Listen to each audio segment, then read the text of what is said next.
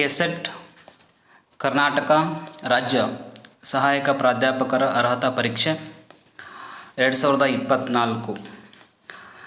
ಇಲ್ಲಿ first paper ಸಂಬಂಧಪಟ್ಟ ಹಾಗೆ ಸಿಲೆಬಸ್ಸನ್ನು ಡಿಸ್ಕಷನ್ ಮಾಡೋಣ. ಇಲ್ಲಿ ಫಸ್ಟ್ ಪೇಪರ್ಗೆ ಸಂಬಂಧಪಟ್ಟ ಹಾಗೆ 50 ಪ್ರಶ್ನೆಗಳನ್ನು ಕ್ವಶನ್ ಪೇಪರ್ನಲ್ಲಿ ಕೇಳಲಾಗುತ್ತೆ.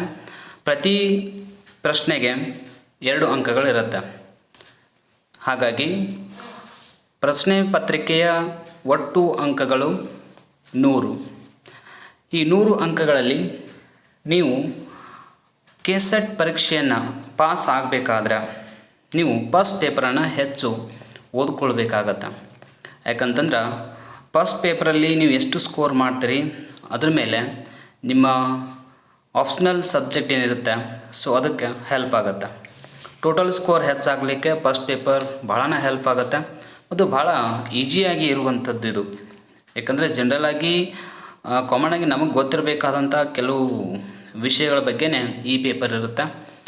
ಇಲ್ಲಿ ಒಟ್ಟಾರೆಯಾಗಿ 10 ವಿಭಾಗಗಳಲ್ಲಿ ಕ್ವಶನನ್ನು ಕೇಳ್ತಾರೆ ಫಸ್ಟ್ ಪೇಪರ್ ಸಂಬಂಧಪಟ್ಟ ಹಾಗೆ. ಪ್ರತಿ 10 ಭಾಗಗಳಿವೆ ಸೆಕ್ಷನ್ಸು. ಸೊ ಅವುಗಳಲ್ಲಿ ಪ್ರತಿ ಸೆಕ್ಷನ್ನಿಂದ 5 ಪ್ರಶ್ನೆಗಳನ್ನು ಕೇಳ್ತಾರೆ. ಹಾಗಾಗಿ ಒಟ್ಟು 50 ಅಂಕಗಳು 50 ಪ್ರಶ್ನೆಗಳಿರ್ತವೆ. 100 ಅಂಕಗಳು ಈ ಒಂದು ಫಸ್ಟ್ ಪೇಪರ್ ಮೇಲೆ ಇರುತ್ತೆ. ಸೊ ಸ್ಕೋರ್ ಮಾಡಲಿಕ್ಕೆ ಈ ಪೇಪರು ಭಾಳ ಈಸಿ ಆಗುತ್ತೆ. ನಿಮಗೆ ಯಾವುದೇ ಸಬ್ಜೆಕ್ಟ್ ಇರಲಿ ಆಪ್ಷನಲ್ಲು, ನಿಮಗೆ ಡಿಫಿಕಲ್ಟ್ ಇದ್ದರೂ ಕೂಡ ನೀವು ಫಸ್ಟ್ ಪೇಪರಲ್ಲಿ ಚಲೋ ನಾಲೆಜ್ ಇದ್ದರೆ, ಇದ್ರ ಬಗ್ಗೆ ಸ್ವಲ್ಪ ಜಾಸ್ತಿ ನೀವು ಪ್ರಾಕ್ಟೀಸ್ ಮಾಡಿದರೆ ನಿಮಗೆ ಆರಾಮಾಗಿ ರಿಸಲ್ಟ್ ಹೆಚ್ಚಾಗತ್ತೆ ಮತ್ತು ಕ್ವಾಲಿಫೈಡು ಆಗ್ತೀರಿ ಮತ್ತು ಟಾಪ್ 6% ಕೂಡ ನೀವು ಬಂದು ಕೆಸೆಟ್ಟನ್ನು ಕ್ಲಿಯರ್ ಮಾಡ್ಕೊಳ್ಳಿಕ್ಕೆ ಅವಕಾಶ ಇದೆ. ಹಾಗಾದರೆ ಫಸ್ಟ್ ಪೇಪರ್ಗೆ ಸಂಬಂಧಪಟ್ಟಂತೆ ಸಿಲೆಬಸ್ ನೋಡೋದಾದ್ರೆ ಇಲ್ಲಿ ಆಲ್ರೆಡಿ ಅವರು ಇನ್ಸ್ಟ್ರಕ್ಷನ್ ಕೊಟ್ಟಿರ್ತಾರೆ. ಸೊ ಏನೇನು ನೋಡ್ಕೊಳ್ಬೇಕಂತ ಹೇಳಿ, main objective to assess the teaching and research capabilities of the candidate and the test aims at assisting the teaching and research aptitude. So ಇವೆಲ್ಲ ಕೆಲವೊಂದು ಬೇಸಿಕ್ಕಾಗಿ ನಿಮ್ಗೆ ಅವರು ಟೆಸ್ಟ್ ಮಾಡಲಿಕ್ಕೆ ಹೊಂಟಿರುವಂಥದ್ದು, ಏನು ನಿಮ್ಮ ಹತ್ರ ಆ ನಾಲೆಜ್ ಇದೆ ಸೊ ಅದನ್ನು ಟೆಸ್ಟ್ ಮಾಡಲಿಕ್ಕೆ ಇರುವಂಥದ್ದು ಈ ಪೇಪರ್ ಅಂತ ಹೇಳ್ತಾರೆ ಅವರು. ಇನ್ನು ಕೆಲವೊಂದು ಇದೆ ನೋಡಿ, ಇಲ್ಲಿ ಅನಲೈಸಿಸ್, ಆಮೇಲೆ ಇವ್ಯಾಲ್ಯುಯೇಷನ್ ಸಂಬಂಧಪಟ್ಟಂಗೆ, ಅಂಡರ್ಸ್ಟ್ಯಾಂಡಿಂಗ್ ಸಂಬಂಧಪಟ್ಟಂಗೆ, ಆರ್ಗ್ಯುಮೆಂಟ್ ಸಂಬಂಧಪಟ್ಟಂಗೆ, deductive and inductive reasoning. So ಇವೆಲ್ಲ ಬೇಸಿಕ್ಕಾಗಿ ಒಬ್ಬ ಉಪನ್ಯಾಸಕರಾಗಬೇಕಾತಂದ್ರೆ ಇದ್ರ ಬಗ್ಗೆ ಬೇಸಿಕ್ಕಾಗಿ ನಾಲೆಜ್ ಇರಬೇಕು ಅಂತ ತಿಳ್ಕೊಂಡು ಫಸ್ಟ್ ಪೇಪರ್ನ ನಮಗೆ ಏನು ಮಾಡಿದ್ದಾರೆ ಇಟ್ಟಿದ್ದಾರೆ. ಸೊ ಅದ್ರ ಜೊತೆಗೆ ಹೈಯರ್ ಎಜುಕೇಷನ್ ಸಂಬಂಧಪಟ್ಟ ಹಾಗೆ ಗೊತ್ತಿರಬೇಕಂಥೇಳಿ, ಆಮೇಲೆ ಎನ್ವಿರಾನ್ಮೆಂಟ್ ಸಂಬಂಧಪಟ್ಟಂಗೆ, ಸೊ ಇವೆಲ್ಲ ಗೊತ್ತಿರಬೇಕಂತ ತಿಳ್ಕೊಂಡು ನಿಮಗೆ ಫಸ್ಟ್ ಪೇಪರ್ಗೆ ಸಂಬಂಧಪಟ್ಟ ಹಾಗೆ ಸಿಲೆಬಸ್ಸನ್ನು ಇಟ್ಟಿರ್ತಾರೆ. ಸೊ ಇದರೆಲ್ಲ ಉದ್ದೇಶ ಏನಪ್ಪ ಅಂತಂದ್ರೆ, ಒಬ್ಬ ಉಪನ್ಯಾಸಕರು ಆಗಬೇಕಂತಂದ್ರೆ ಬೇಸಿಕ್ಕಾಗಿ ಕೆಲವೊಂದು ವಿಷಯಗಳ ಬಗ್ಗೆ ತಿಳ್ಕೊಂಡಿರ್ಬೇಕಾಗಿರುತ್ತೆ ಅಂತ ಅನ್ನೋದು ಈ ಒಂದು ಫಸ್ಟ್ ಪೇಪರ್ಲಿಟ್ಟಿರುವಂಥ ಸಿಲೆಬಸ್ಸನ್ನು ನೋಡಿದರೆ ನಮಗೆ ಗೊತ್ತಾಗುತ್ತೆ. ಇನ್ನು ನೆಕ್ಸ್ಟ್ ಫಸ್ಟ್ ಚಾಪ್ಟರ್ ಯಾವುದಿದೆ ಅಂದ್ರೆ ಫಸ್ಟ್ ಯೂನಿಟ್ ಅಂತ ಕರಿತೀವಿ. ಸೊ ಯಾವುದಿದೆ ಅಂತಂದ್ರೆ ಟೀಚಿಂಗ್ ಅಪ್ಟಿಟ್ಯೂಡ್ ಅಂಥೇಳಿ. ಸೊ ಇಲ್ಲಿ ಕೇಳುವಂಥದ್ದು ಏನಂತ ತಿಳ್ಕೊಂಡ್ರೆ ಟೀಚಿಂಗ್ ಬಗ್ಗೆನೇ ಜಾಸ್ತಿ ಇರುತ್ತೆ, ಆಮೇಲೆ ಲರ್ನಿಂಗ್ ಬಗ್ಗೆ ಇರುತ್ತೆ, ಆಮೇಲೆ factors affecting teaching related to ಅಂಥೇಳಿ ಟೀಚರ್ ಆಗಿರ್ಬೋದು, ಲರ್ನರ್ ಆಗಿರ್ಬೋದು, ಸಪೋರ್ಟ್ ಸಂಬಂಧಪಟ್ಟ ಹಾಗೆ ಇದು ಕ್ವಶನ್ಸ್ಗಳನ್ನ ಇಲ್ಲಿ ಕೇಳ್ತಾರೆ.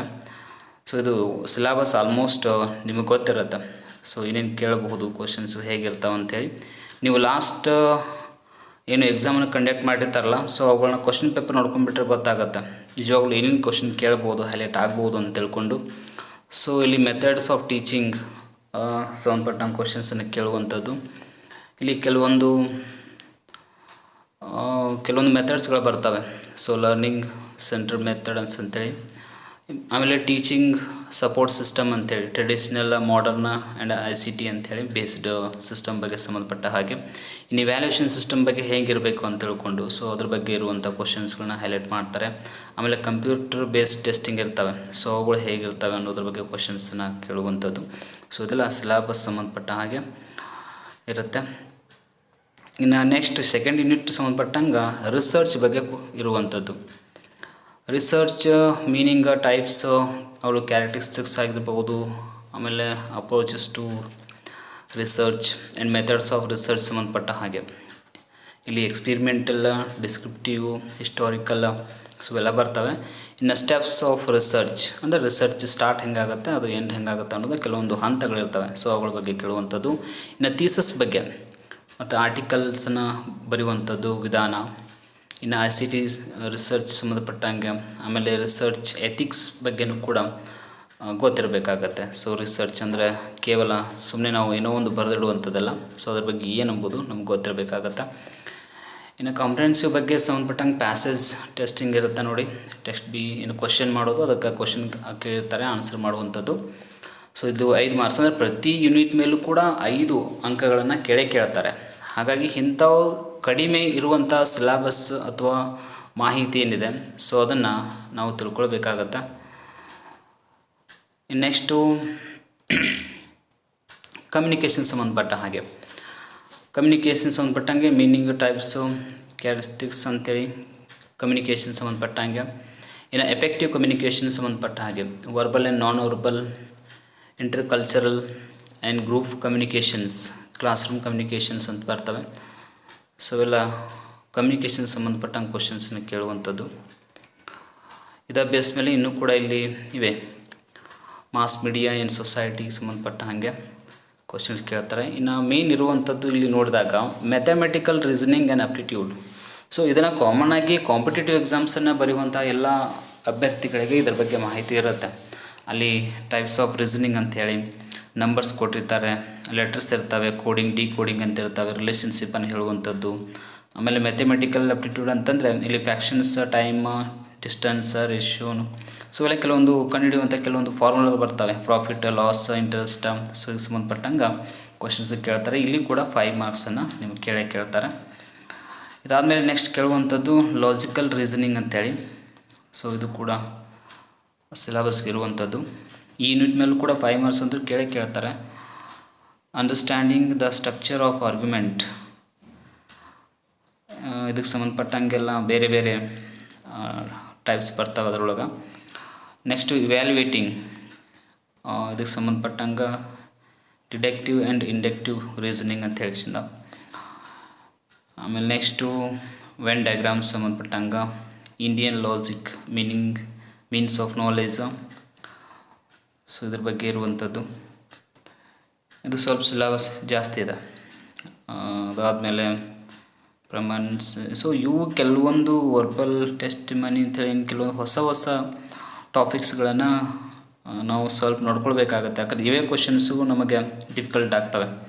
ಇನ್ನು structure and kinds of human inference, ವ್ಯಾಪ್ತಿ. ಸೊ ಇವೆಲ್ಲ ಕೆಲವೊಂದು ಕಾನ್ಸೆಪ್ಟ್ಗಳು ಭಾಳ ಇಂಪಾರ್ಟೆಂಟ್. ಇವುಗಳ ಬಗ್ಗೆ ಸಪ್ರೇಟ್ ವಿಡಿಯೋಗಳನ್ನು ಮಾಡ್ತೀನಿ ನಾನು. ಇದಾದಮೇಲೆ ನೆಕ್ಸ್ಟು ಕೇಳಬಹುದಾದಂಥದ್ದು ನೆಕ್ಸ್ಟ್ ಯೂನಿಟ್ ನೋಡಿದ್ರೆ ಡಾಟಾ ಇಂಟರ್ಪ್ರಿಟೇಷನ್.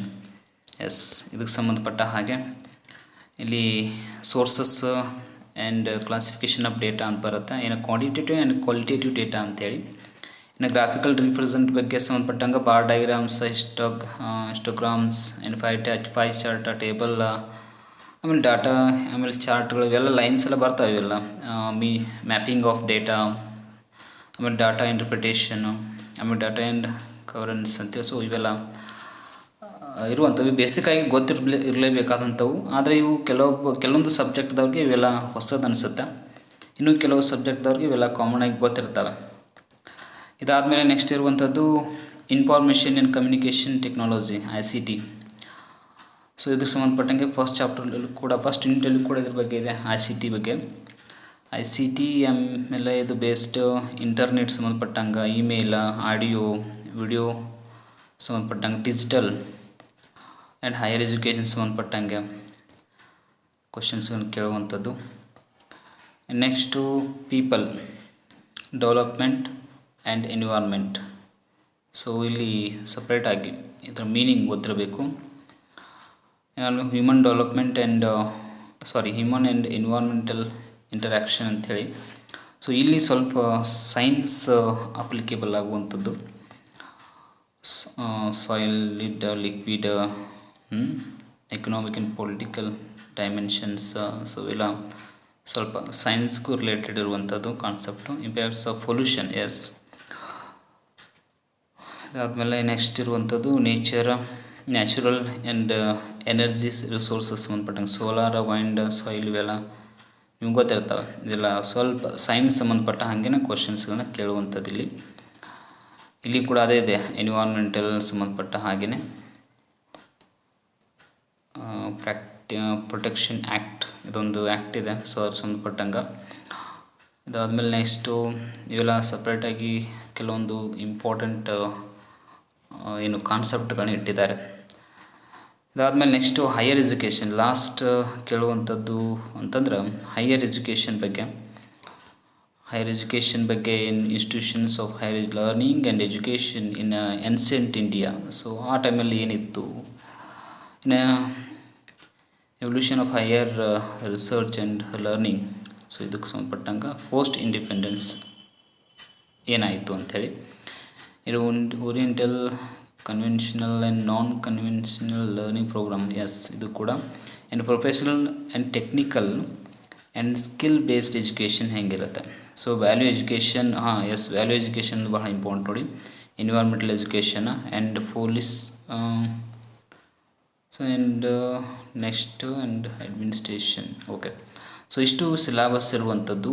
ಇಲ್ಲೇ ಇಂಪಾರ್ಟೆಂಟಾಗಿ ಇನ್ನೊಂದು ಗಮನಿಸಬೇಕಾದಂಥದ್ದು ಏನಪ್ಪ ಅಂದರೆ, ಈ ಸಿಲೆಬಸ್ಸಲ್ಲಿ ಲಾಸ್ಟಿಗೆ ಒಂದು ವಿಶೇಷತೆಯನ್ನು ಕೊಟ್ಟಿದ್ದಾರೆ. ಸೊ ಅದೇನು ಅಂತ ನೋಡಿದಾಗ ಇಲ್ಲಿ 5 questions each carry 2 marks are to be set from each module ಅಂತೇಳಿ. ಅಂದರೆ ಪ್ರತಿಯೊಂದು ಯೂನಿಟ್ ಮೇಲೆ 5 ಕ್ವಶನ್ಸನ್ನು ಕೊಟ್ಟಿರ್ತಾರೆ. 5 ಕ್ವಶನ್, ಒಂದು ಕ್ವಶನ್ಗೆ 2 ಮಾರ್ಕ್ಸ್ ಅಂತ ಇರುತ್ತೆ.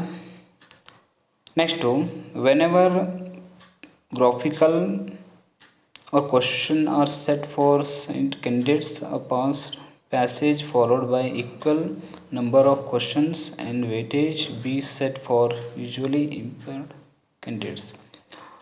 ಸೊ ಕೆಲವೊಂದು ಕ್ಯಾಂಡಿಡೇಟ್ಸ್ ಸಂಬಂಧಪಟ್ಟ ಹಾಗೆ ಇಲ್ಲಿ ಏನಾದರೂ ಗ್ರಾಫಿಕಲ್ ರಿಪ್ರೆಸೆಂಟೇಷನ್ ಏನಾದರೂ ಸಂಬಂಧಪಟ್ಟಂಗೆ ಕ್ವಶನ್ಸ್ ಇದ್ದರೆ ಅವನು ಕೂಡ ಕನ್ಸಿಡರ್ ಮಾಡಲಾಗುತ್ತೆ ಅಂತೇಳಿ ಅವರು ಕೆಲವೊಂದು ನೋಟನ್ನು ಕೊಟ್ಟಿದ್ದಾರೆ. ಸೊ ಇಷ್ಟಾದರೆ ನಿಮ್ಗೆ ಗೊತ್ತಾಗುತ್ತೆ ಆಲ್ಮೋಸ್ಟ್ ಈ ಒಂದು ಫಸ್ಟ್ ಪೇಪರ್ಗೆ ಸಂಬಂಧಪಟ್ಟಂಗೆ ಇಷ್ಟು ಸಿಲೆಬಸ್ ನೀವು ಕವರ್ ಮಾಡಿದರೆ ಆರಾಮಾಗಿ ನೀವು ಎಲಿಜಿಬಿಲಿಟಿ ತೊಗೊಳ್ಳೋದಷ್ಟೇ ಅಲ್ಲ, ಟೋಟಲ್ ನೀವು 6% ಏನು ನಿಮಗೆ ಸರ್ಟಿಫಿಕೇಟ್ಸನ್ನು ಕ್ವಾಲಿಫೈ ಮಾಡಿ ಸರ್ಟಿಫಿಕೇಟ್ ಕೊಡ್ತಾರಲ್ಲ, ಸೊ ಆ ಲಿಸ್ಟ್ ಒಳಗೆ ಬರಬೇಕಂತಂದರೆ ನೀವು ಫಸ್ಟ್ ಪೇಪರನ್ನು ಕಂಪಲ್ಸರಿ ಓದ್ಕೊಳ್ಬೇಕಾಗತ್ತೆ. ಸೊ ನೆಕ್ಸ್ಟ್ ಕ್ಲಾಸಿಂದ ನಾವು ಇದರಲ್ಲಿರುವಂಥ ಫಸ್ಟ್ ಚಾಪ್ಟ್ರಿಂದ ಏನು ಸಿಲೆಬಸ್ ಇದೆ ಸೊ ಅದಕ್ಕೆ ಸಂಬಂಧಪಟ್ಟಂಗೆ ಡಿಸ್ಕಷನ್ನ ಮಾಡೋಣ ಮತ್ತು ಯಾವ್ಯಾವ ಕ್ವಶನ್ಸ್ಗಳನ್ನ ಹೆಚ್ಚು ಕೇಳಬಹುದು ಅನ್ನೋದನ್ನು ಕೂಡ ಡಿಸ್ಕಷನ್ ಮಾಡೋಣ.